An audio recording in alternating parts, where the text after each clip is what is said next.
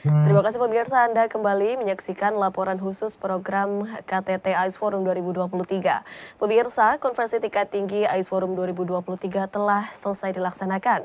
Gelaran AIS Forum memang berlangsung memiliki 4 rangkaian side event yang berlangsung, salah satunya ialah AIS Youth Conference yang berlangsung pada tanggal 6 hingga 8 Oktober 2023. Indonesia sebagai inisiator KTT AIS mengirimkan salah satu delegasi sebagai perwakilan Indonesia, dan sudah bersama saya pada hari ini dengan Mbak Nur Anissa Salim selaku delegasi KTT AIS Youth Conference. Kita sapa terlebih dahulu. Assalamualaikum, selamat malam Mbak Anissa.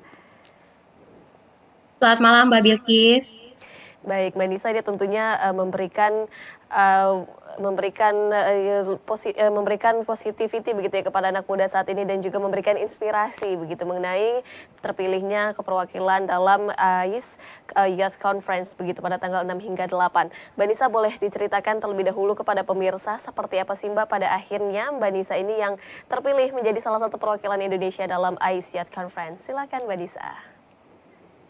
Baik, terima kasih Mbak Bilkis atas kesempatannya. Perkenalkan, nama saya Anissa, saya dari Kota Samarinda, Provinsi Kalimantan Timur. Mungkin dalam proses pendaftarannya, pada umumnya saya mendaftar secara online di websitenya AIS Sekretariat. Dan salah satu syaratnya adalah mengirim CV dan juga esai, di mana esai ini terdiri dari bagaimana motivasi kita dan juga bagaimana ketertarikan dan apa ya, expertise apa aja yang bisa kita tawarkan dan bagaimana ini bisa berkontribusi dalam KTT AIS yang akan diselenggarakan di Bali pada saat itu.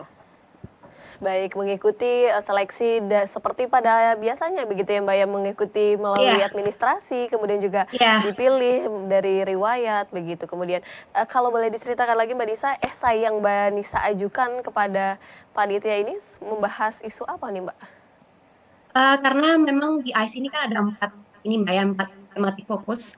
Salah satunya itu ada fokus good governance on ASEAN. Ya. Jadi saya memilih tematik fokus good governance karena saya memang ketertarikan kepada isu kebijakan. Jadi saya menjelaskan inisiatif-inisiatif yang telah saya lakukan gitu. Kebetulan saya juga memiliki proyek yang fokusnya itu tentang bagaimana membuat kebijakan terkait Blue Economy Development karena saat ini saya memiliki grants dari institusi saya di Hawaii sebanyak $2.000. Jadi inisiatif saya ini akan saya laksanakan untuk memberdayakan kelompok masyarakat pesisir yang ada di Kalimantan Timur bersama Universitas Mula Warman, di mana tujuan dari pemberdayaan yang akan kami lakukan itu fokusnya adalah bagaimana mengadvokasi sebagian besar masyarakat yang ada di pesisir terkait untuk mencapai uh, kebijakan yang inklusif gitu, karena kan sebagian besar di masyarakat pesisir di Kalimantan Timur sendiri memiliki kekhawatiran Mbak karena adanya pemindahan ibu kota dan mereka sangat khawatir ketika mata pencarian mereka itu akan sangat terganggu. Nah, sehingga esai dan motivasi saya adalah bagaimana dengan mengikuti ICE Youth Conference ini, suara-suara kami khususnya ada di Kalimantan Timur ini bisa terdengarkan melalui inisiatif-inisiatif dari ICE Forum ke depannya. Inisiatif ini bisa dari pembiayaan, bisa dari inisiatif yang khususnya mendukung masyarakat ada di pesisir. Seperti itu, Mbak. Baik, sehingga berangkat dari kekhawatiran lingkungan sekitar ini kemudian menjadi inspirasi untuk dibawakan dalam AIS Youth Conference untuk dapat didiskusikan lebih lanjut begitu ya Mbak Nisa, mengenai apa nih setelah ini langkah yang akan dilakukan Ya. ataupun kebijakan yang akan diberikan oleh pemerintah mengenai kekhawatiran yang telah diutarakan sebelumnya. Lantas Mbak Nisa, selama KTT Youth Conference yang telah berlangsung, sebetulnya isu apa saja yang dibawakan oleh Mbak Nisa dan juga teman-teman yang ada di sana Mbak?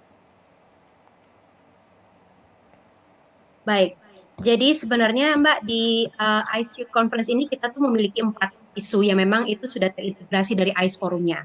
Yang pertama itu adalah Ocean Based Climate Action, yang kedua adalah Sustainable Blue Economy, dan yang ketiga adalah Marine Pollution Eradication, dan yang terakhir adalah Good Ocean Governance. Jadi masing-masing dari 26 delegasi dari seluruh negara keterwakilan ICE Forum, Karibian, Pasifik, kemudian juga ada negara dari Asia Timur, Asia Tenggara, dan kami memilih dari empat itu yang mana kita memiliki ketertarikan. Kebetulan saya sendiri sebelum saya um, jelaskan sebelumnya bahwa saya memilih tematik good ocean governance, sehingga dalam perumusan kebijakan itu kami semua memiliki hak untuk mendukung apa saja inisiatif-inisiatif yang harus dilakukan oleh ICE forum ke depannya. Nah, salah satu yang paling signifikan adalah saya sendiri mengadvokasikan tentang bagaimana instrumen gender equality dan juga social inclusion itu bisa diterapkan dalam kebijakan sustainable ASEAN gitu Mbak untuk negara-negara yang ada di keterwakilan ICE Forum ini. Kemudian saya juga berkontribusi bagaimana kedepannya ICE Forum juga bisa menginvestasi tentang adanya teknologi, science, and information, di mana ketiga ini sangat berperan penting dalam pembuatan kebijakan yang berbasis data. Karena kita ketahui bahwasannya isu kelautan, climate change, itu adalah isu yang sangat krusial saat ini, karena tidak hanya kita berbicara tentang sains, pendekannya, tapi kita juga perlu mempertimbangkan aspek tren ekonomi, politik, sosial, sehingga kami butuh mengemphasize gitu bagaimana teknologi dan inovasi ini dapat membantu pembuatan kebijakan yang berbasis data dan bisa align dengan tantangan-tantangan global seperti itu, Mbak. Baik, Bang, membahas mengenai teknologi dan juga inovasi terkait dengan kelautan saat ini. Kemudian apa yang dihasilkan dari adanya pertemuan tersebut, Mbak Nisa? Tentu kita semua berharap tidak hanya berhenti sampai conference saja, namun ada aksi nyata begitu, Mbak Nisa. Apa kiranya hasil yang Baik. dirembukan dalam pertemuan tersebut? Ya, baik. Jadi hasil yang kita lakukan adalah sebelumnya tadi saya menjelaskan kita membuat sebuah kesepakatan. Nah, Ya. kesepakatan ini adalah kita membuat yang namanya Youth Declaration. Jadi Youth Declaration ini adalah salah satu kerangka yang cukup kuat secara hukum, sehingga Youth Declaration ini dari suara yang kita wakilkan, baik itu Ocean-based climate action, sustainable blue economy, marine pollution eradication, and good ocean governance.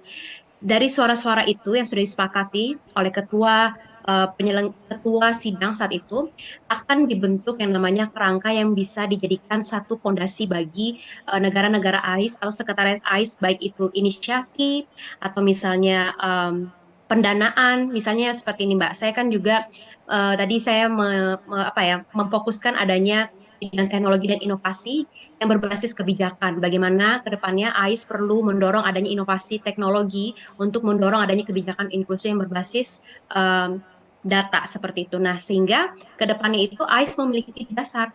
Kira-kira pendanaan seperti apa yang harus kita lakukan? Kira-kira inisiatif seperti apa? Atau misalnya badan-badan institusi donor itu ingin menginvestasikan dana-dana blue economy itu sesuai inisiatif-inisiatif yang kita sumbangkan. Misalnya gender equality berarti ke depannya AIS sudah memiliki dasar gitu. Bahwasanya kita menyuarakan gender equality berarti kita harus mencari dan menyusung program-program inisiatif yang melibatkan kelompok perempuan, kelompok termarginal, dan ini saya rasa bukan hanya kita duduk di sini saja, tapi di sini adalah kita membuat dasar untuk kedepannya agar AIS Forum bisa merencanakan baik itu pembiayaan secara global maupun mengundang stakeholder-stakeholder terkait agar mengakselerasikan program yang telah kita usung melalui Youth Declaration berbasis annex ini, Mbak. Gitu. Baik, AIS Forum ini mendorong inovasi teknologi yang berbasis data tentunya yang telah menghasilkan Youth Declaration yang dirancang dengan kerangka pondasi untuk negara AIS. Salah satunya ialah terkait dengan pendanaan juga begitu ya Mbak Nisa. Mbak Nisa, selama Ya, untuk kedepannya. acara Youth Conference yang telah berlangsung kemarin, menurut Mbak Nisa kiranya apa tema ataupun isu yang begitu menarik perhatian Mbak Nisa begitu? Selain mungkin yang relevan dengan saat ini bagi kami, bagi kita adalah tentang kebijakan gubernur begitu. Selain itu, tema ataupun isu yang menarik menurut Mbak Nisa saat conference berlangsung seperti apa? Ya, mungkin selain adanya inovasi berbasis sains, kebijakan, saya juga mengusung satu tema yaitu bottom up level atau kebijakan yang berbasis grassroots community. Artinya gini, saya mendorong agar kebijakan sustainable ocean ini bisa berlandaskan kepada hak-hak masyarakat yang ada di kelompok pesisir. Jadi saya menyusung adanya bottom up level yang dimana kebanyakan kebijakan itu kan berbasis up gitu, berbasis atas gitu, tapi tidak berorientasi kepada grassroots community.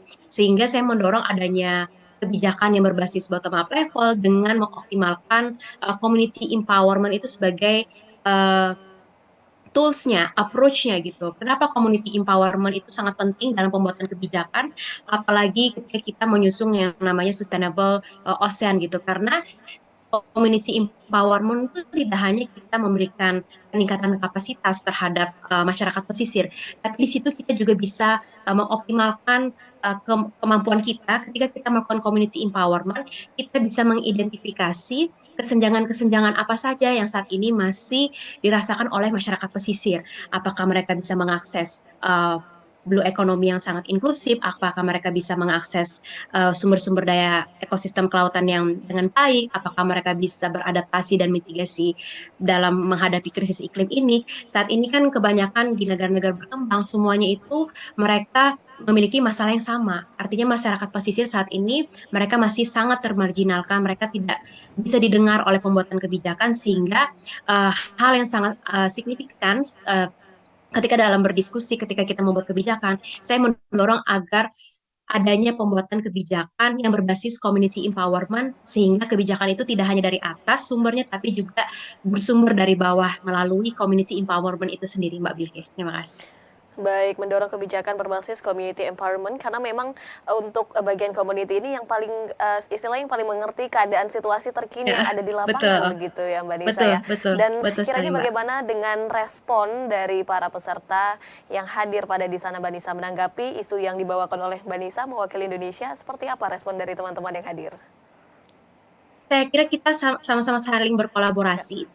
Mungkin kebanyakan beberapa delegasi mereka memiliki latar belakang berbasis sains, mereka berbasis bisnis, dan saya berbasis advokasi policy. Jadi kami pun memiliki kesempatan bertukar pikiran, melakukan inovasi dan transfer informasi yang sebelumnya kita tidak pernah tahu bagaimana pendekatan sains itu seperti apa, misalnya penyerapan karbon dan sebagainya macam. Jadi saya rasa informasi yang saya dapatkan ini adalah sangat berkontribusi juga dengan mereka karena mereka sendiri ketika melakukan inisiasi mereka selalu rata-rata mereka sebagian besar melakukan berbasis sains gitu. Jadi ada salah satu delegasi dari Irlandia pun juga bilang gini sama saya saat itu bahwasannya karena aku pun nggak punya tidak punya latar belakang kebijakan, jadi dengan adanya yang bisa disampaikan saat ini adalah bisa membantu saya bagaimana apa yang inisiatif yang sudah saya buat secara sains ini bisa mendorong kebijakan dan bagaimana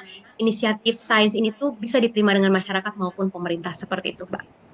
Baik, yang terpenting adalah berkolaborasi baik antara kebijakan Betul, maupun antara sains ini agar dapat ya, mendorong tidak hanya satu hal saja namun bisa secara simultan berjalan. betul. Mbak Nisa, terakhir apa yang ingin disampaikan kepada masyarakat terutama anak muda untuk berani mengutarakan keresahannya begitu Mbak untuk kemudian menjadi pembahasan secara internasional yang seperti sudah Mbak Nisa lakukan, apa yang bisa disampaikan kepada masyarakat terutama anak muda?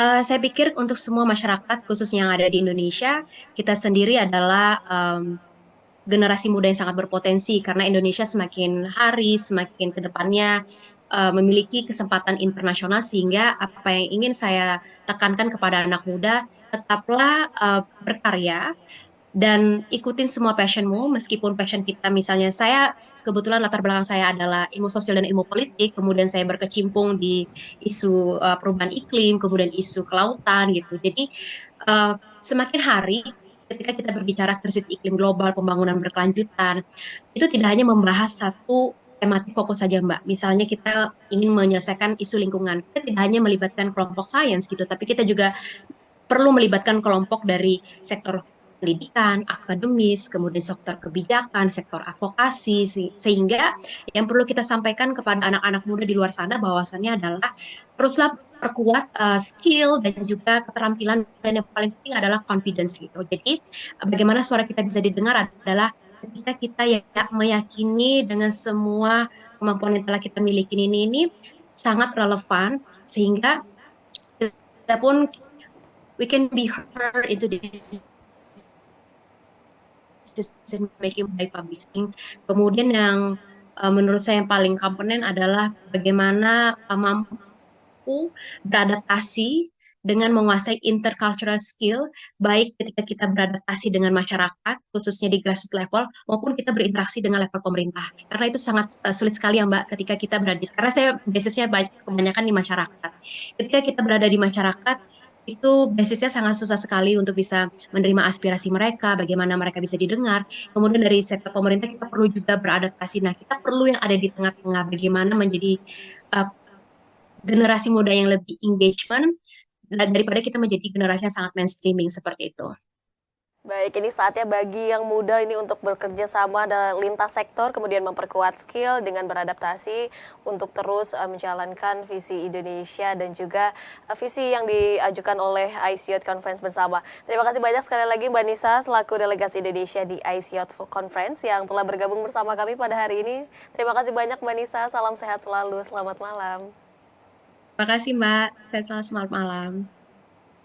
Dan pemirsa, kami akan kembali dengan informasi lainnya, tetaplah bersama kami.